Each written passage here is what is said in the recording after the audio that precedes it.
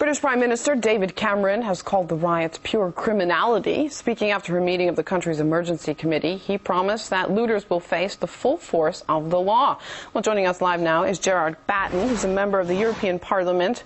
Thank you for joining us. Some 16,000 officers are expected tonight on the streets of London. Do you think that will be enough?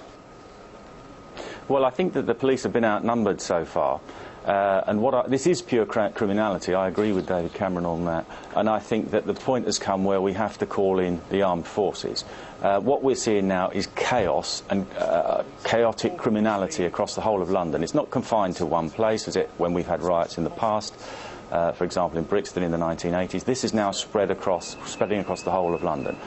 Even my area in Ilford is rumoured to be targeted tonight. I've told my assistants to leave the office early, and people are battening down the hatches.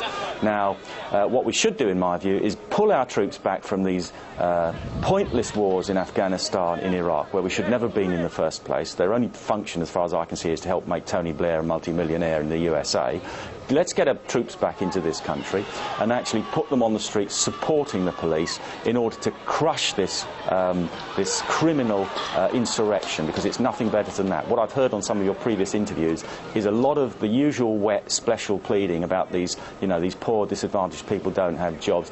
There's jobs there if they wanted to do them. Most jobs now are filled by in pubs, in shops, in everywhere you go. They're filled by Eastern Europeans who are highly educated, who actually speak the language, and they're getting the jobs, and our own people are not getting them very often because they're not interested in education. They don't really want to work. And it doesn't surprise me now that we're seeing these people on the streets looting. This is a kind of criminal shopping spree that they're going on because of the lax approach that we've had to actually arresting people and punishing people in this country for years. It's almost impossible to get arrested for something. If you're arrested, it's very difficult to actually get convicted, and if you're convicted, it's almost impossible to get a meaningful sentence. These people have nothing but contempt for the law, and you can see it in their faces. They're not even bothering to cover their faces up. They don't think anything's going to happen to them. There is a mechanism which we could use to deal with this, if you'd like me to elaborate on that. Well, I actually want to go back and talk about you saying that the armed forces need to be brought in. We're hearing that a senior London police officer says that it is possible that authorities will use plastic bullets to quell rioters. Why haven't water cannons, rubber bullets, tear gas, or even the armed forces been brought in yet? I think because the police force over the years have been debilitated by this culture of political correctness, where if people are out on the streets doing this, they must have some reason, the poor little dears, and you mustn't be nasty to them. And I think the police are kind of been hidebound by this for years.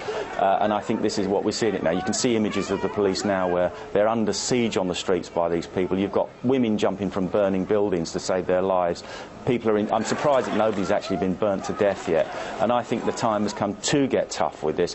We must crush this, otherwise it's going to get totally out of hand, and it'll be a constantly reoccurring thing if we don't. They'll put the shops back together, they'll restock them, and then the criminals will come out again if we don't actually make it plain to these people that this will not be tolerated and it will be crushed. The first victim of the riots, a 26-year-old man, has died in hospital. Do you think that is just the beginning? Are we going to see more deaths? Well, from what we've seen on the TV screens, with bricks being thrown at the police, with buildings on fire, I'm only surprised that there haven't been more fatal injuries so far, because there's nothing restraining these people. They have no respect for property or human life. What do they care? If they wouldn't be burning buildings down wholesale if they actually cared whenever anybody was in them or not. How do they know where people are in? We've seen people who've lived above these shops in flats who've had to flee the buildings, evacuating in an emergency. I'm sure that wasn't done in an orderly fashion. These people are torching the buildings and they don't care who's in them. All right, Gerard Batten, member of the European Parliament, on the line with us live from London. Thank you very much for your time.